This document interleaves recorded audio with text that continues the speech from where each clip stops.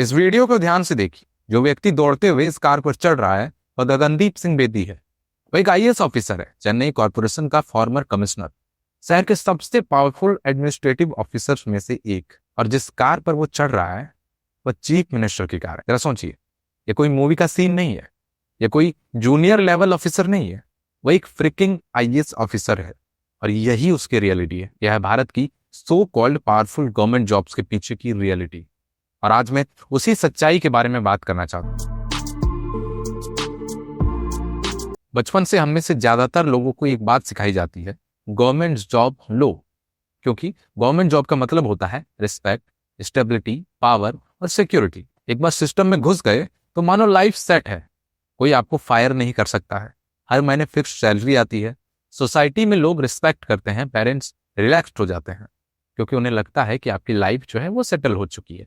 और on paper ये सब सच भी है, लेकिन जॉब ज्वाइन करने के बाद एक्चुअली क्या होता है वो बिल्कुल अलग स्टोरी है। जब लोग पहली बार जॉब में आते हैं तो लगभग हर कोई बिग आइडियाज के साथ आता है। उन्हें जेन्युइनली लगता है कि कुछ चेंज करेंगे, सिस्टम को इंप्रूव करेंगे, प्रॉब्लम्स को फिक्स करेंगे और रियल डिफरेंस क्रिएट करेंगे। लेकिन कुछ ही महीनों में सिस्टम उन्हें एक सीख सिखा देता है।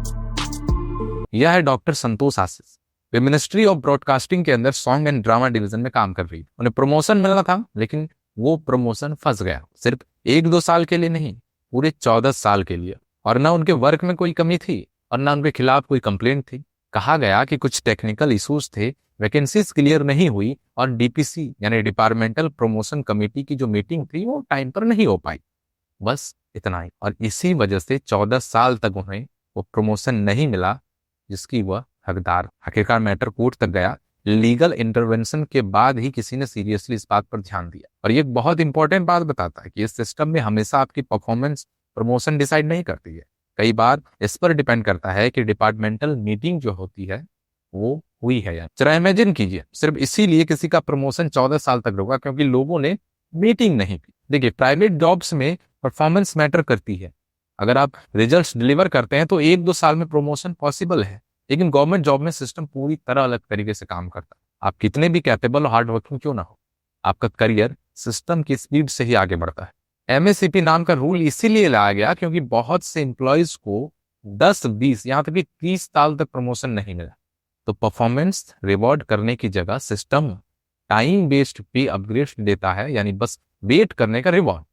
गवर्नमेंट रिपोर्ट्स भी ओपनली एडमिट करती है कि ज्यादातर लेवल्स पर प्रमोशंस टाइम बॉन्ड होते हैं, परफॉर्मेंस बेस्ड नहीं। परफॉर्मेंस रेटिंग्स लगभग सभी की सेम होती है। और अगर आप किसी तरह फंसे होने की फीलिंग को हैंडल कर भी ले तो एक चीज आपको बहुत हार्ड हिट करती है, वो है ट्रांसफर। ज्यादातर रेगुलर जॉब्स में अगर आपको दूसरे सिटीज जाना हो तो आप अप्लाई करते हैं, आप डिसाइड करते हैं कि फैमिलीज के लिए कब तक सही रहेगा, कन्वीनियंस होती है। लेकिन गवर्नमेंट जॉब में आपको बस एक लेटर मिलता है, सिर्फ एक लेटर। कभी कभी एक हफ्ते में मूव करना पड़ता है, सब कुछ रिस्टार्ट करना पड़ता है, बच्चों को फिर से स्कूल चेंज करना पड़ता है, वे अपने फ्रेंड्स खो देते, वे हर बार नए बच्चे बन जाते। और हर स्कूल और रिसर्च बताती है कि जब बच्चे बार बार स्कूल चेंज करते हैं तो लर्निंग गैप्स डेवलप होने लगते, क्योंकि हर स्टेट का सिलेबस अलग होता है। वाइफ या हस्बैंड को जॉब छोड़नी पड़ती है या फिर स्ट्रगल करके फिर से शुरू करना पड़ता है। कुछ रिसर्च के डेटा बताते हैं कि आधे से ज्यादा आईएएस ऑफिसर्स एक जगह 1 साल से भी कम रहे। बहुत कम लोग 3 साल से ज्यादा कहीं टिके। एवरेज हर 16 महीने में ट्रांसफर हो जाता है। हाल ही में राजस्थान ने एक साथ 62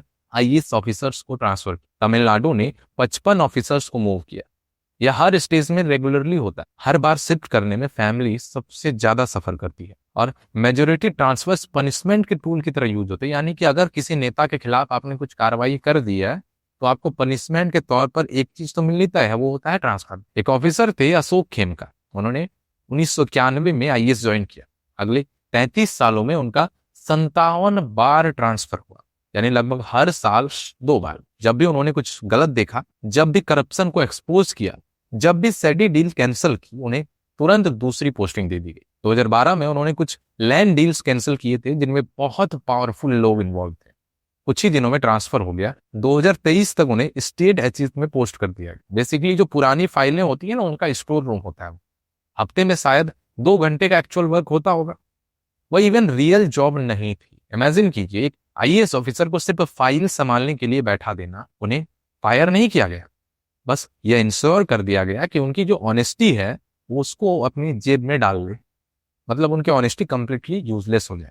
और यह देखकर बाकी ऑफिसर्स तक मैसेज क्लियर पहुंचता है कि क्वाइट रहो, यानी कि चुप रहो, करियर जो है वो एकदम स्मूथ चलेगा। आवाज उठाओगे तो पूरी लाइफ तबादले में निकल जाएगी। बाहर से गवर्नमेंट ऑफिसर्स बहुत पावरफुल दिखते हैं, बिग डिसीजंस लेते हैं, यूनिफॉर्म पहनते हैं, इंप्रेसिव डेजिग्नेशन होते हैं, जबकि वे रूम में एंटर करते हैं ना तो लोग जो है वो खड़े हो जाते हैं।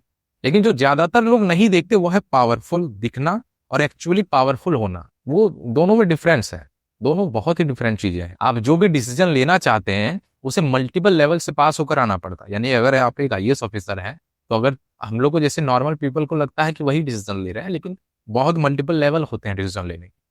आईएएस के बाद इमीडिएट उनके भी बॉस होते हैं, फिर उनके बॉस होते हैं, फिर उनके बॉस का बॉस होता है, डिपार्टमेंटल मिनिस्टर्स होते हैं और अलग अलग कमिटीज बैठती हैं। एक भी पर्सन अगर नो बोल दे ना तो सब कुछ स्टॉप हो जाता है। एक बहुत सीनियर आईएएस ऑफिसर ने कहा था कि अगर सिस्टम में टॉप तक पहुंचना है तो सेफेस्ट ऑप्शन है कि रिस्क मत लो, बिग डिसीजंस मत लो और कंफर्टेबल पोस्टिंग में रहो जहां कोई कंट्रोवर्सीज ही ना हो। कुछ महीने पहले एक वीडियो वायरल हुआ, रिंकू सिंह नाम के आईएएस ऑफिसर शाहजहांपुर यूपी में एसडीएम बनकर आए थे। फर्स्ट डे यानी पहले ही दिन उन्होंने देखा कि गवर्नमेंट ऑफिस कैंपस में ही कुछ लोग स्पीक कर रहे थे, यानी थूक रहे थे। उन्होंने सिटअप्स करवाई, उठक बैठक करवाने के बाद में पता चला कि बिल्डिंग में क्लीन वर्किंग टॉयलेट्स तक नहीं थे। स्कॉलरशिप और पेंशन स्कीम चल रही थी, लेकिन गरीबों का पैसा दूसरे लोग खा रहे थे। उन्होंने इसे रोकने की कोशिश, जैसे ही उन्होंने रास्ता क्लियर करना शुरू किया, उन्हें रास्ते से हटाने की कोशिश होने लगी। अब रास्ते से हटाने की कोशिश मतलब ऐसा फायर या फिर उसको सस्पेंड करने वाली नहीं। 6 मार्च 2009 को कुछ लोग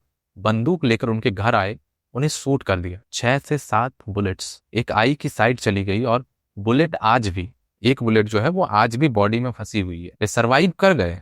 एक पॉइंट पर उन्हें फोर्सली मेंटल हॉस्पिटल में एडमिट कराया गया क्योंकि वे लगातार आंसर्स मांग रहे थे, जवाब मांग रहे थे। उन्होंने यूपीएससी एग्जाम जो है वो 15 बार फेल होने के बाद क्लियर किया और इतना सब करने के बाद उन्हें पनिशमेंट मिली उठक बैठक करवाने की। यह स्टोरी सिर्फ एक व्यक्ति की नहीं है, यह दिखाती है कि सिस्टम उन लोगों के साथ क्या करता है जो चुप रहने से भागते हैं। यहाँ सबसे डेंजरस पर्सन वो नहीं है जो जॉब में बुरा है, सबसे डेंजरस पर्सन वो है जो ऑनेस्ट है। 2018 से 2022 के बीच सेंट्रल आर्म पुलिस फोर्स में काम करने वाले 654 लोगों ने सुसाइड किया, यानी 5 साल तक हर 3 दिनों में एक की मौत। सीआरपीएफ में 230 केसेस हैं, बीएसएफ में 174, 50,000 से ज्यादा लोगों ने रिजाइन किया, यानी हर दिन लगभग 27 लोग जॉब छोड़ रहे हैं। जब गवर्नमेंट ने रीजन एनालाइज किए तो 3 मेन फैक्टर्स सामने आए। एक तो वर्किंग कंडीशन, दूसरी सर्विस रिलेटेड प्रॉब्लम्स जैसे लीव कैंसिलेशन, छुट्टी का कैंसिल हो जाना, डिलेड प्रमोशन, और पर्सनल प्रॉब्लम्स जो कंस्टेंट प्रेशर जो होती है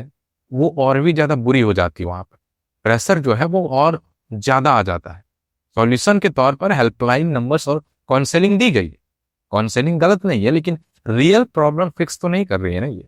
ये तो वैसा ही जैसे कि घर में आग लगी हो और आपको कोई एक बाल्टी पानी ला के बोले कि भैया लो अपना आग को बुझा लो। बहुत लोग मुझसे पूछते हैं कि मैंने कोई गवर्नमेंट एग्जाम क्यों नहीं दिया। एक्चुअल में मैंने नहीं दिया। ट्रूथ यह है कि मैंने कभी भी एक भी फॉर्म अप्लाई नहीं किया। मुझे क्लियर था कि मैं इस सिस्टम में सर्वाइव ही नहीं कर पाऊँ। कॉलेज के बाद मेरे पिताजी ने कहा था कि भैया कुछ एमटीएस टाइप का भी ट्राई कर लो, यानी मल्टीटास्किंग स्टाफ होता है, क्योंकि हमारा जो बैकग्राउंड है उसमें एक गवर्नमेंट जॉब हो जाना ही बहुत बड़ी बात होती है, तो एमटीएस ही क्यों ना हो जाए। मैंने कहा इंटरेस्ट नहीं है। मेनली जो थी उस वक्त तो सैलरी लो होने की वजह थी, लेकिन कैजुअली मेरे पापा ने जो कहा वो मुझे आज तक याद है। मतलब उन्होंने कहा कि सैलरी लो है लेकिन बाहरी कमाई जो है ना बहुत ज्यादा है।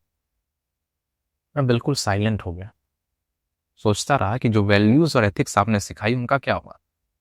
हर कोई सिस्टम में जाता है, करप्ट बनना नहीं चाहता है, लेकिन आप अगर ऑनेस्ट रहने की चॉइस लेते हैं तो सिस्टम इंश्योर करता है कि आप सफर करें।